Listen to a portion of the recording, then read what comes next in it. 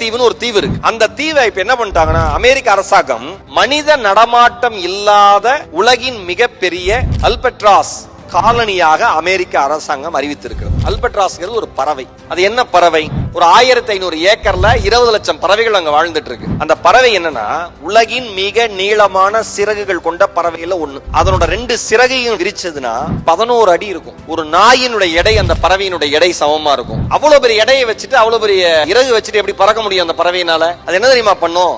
மலை மேல ஏறி காத்து வேகமா அடிக்கிறப்ப நம்ம பிளைட் டேக் ஆஃப் ஆகுதுல்ல, ரன்வே போயிட்டு அப்படி டேக் ஆஃப் ஆகுதுல்ல, அதே மாதிரி வேக வேகமா ஓடி போய் கிளைடர் மாதிரி தன்னுடைய இறகை வச்சுக்கிட்டு அப்படியே டேக் ஆஃப் ஆகி பறந்துரும். இதுல ஒரு ஆச்சரியம் என்ன தெரியுமா?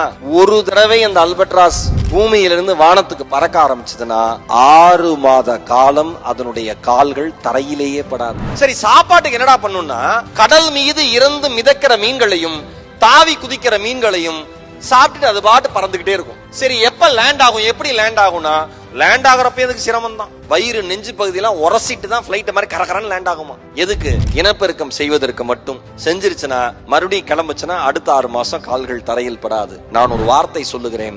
இலக்கு என்ற ஒன்றை நாம் நிர்ணயித்து விட்டால், செய்ய வேண்டும் என்ற ஒன்றை நாம் முடிவு செய்து விட்டால், எப்படி அல்பட்ராஸ் பறவையினுடைய சிறகுகள் கனமாக இருந்தாலும் உடல் எடை அதிகமாக இருந்தாலும் சாதாரண பறவை போல் அதனால் இறகை அசைத்து வானத்தில் பறக்க முடியவில்லை என்றாலும் காற்றினுடைய விசைக்கு தகுந்த மாதிரி, தன்னுடைய உடல் சூழலுக்கு தகுந்த மாதிரி, தன்னுடைய உடல் எடைக்கு தகுந்த மாதிரி மலையினுடைய உச்சிக்கு சென்று காற்றினுடைய வேகத்திற்கு தகுந்த மாதிரி ஒரு கிளைடர் மாதிரி தன்னுடைய சிறகை விரித்து இறகை விரித்து அப்படியே டேக் ஆஃப் ஆகுதோ, அதே மாதிரி பிசினஸ்ல எவ்வளவு சோகமான விஷயங்கள் உங்களை அழுத்தினாலும் அந்த அல்பட்ராஸ் பறவை என்கிற இறகையினுடைய அளவை போல, உடல் எடையை போல உங்களை நீங்கள் நினைத்த இடத்திற்கு பறக்க விடாமல் செய்தாலும் அதையெல்லாம் தாண்டி நம்பிக்கை எனும் காற்றை கொண்டு எவ்வளவு கனமான விஷயங்கள் உங்களை அழுத்தினாலும் பறப்பது மட்டும்தான் நம் குறிக்கோள் என்று எந்த பிசினஸ் பீப்புள் பறக்க துவங்குகிறீர்களோ அவர்களுக்கென்று ஒரு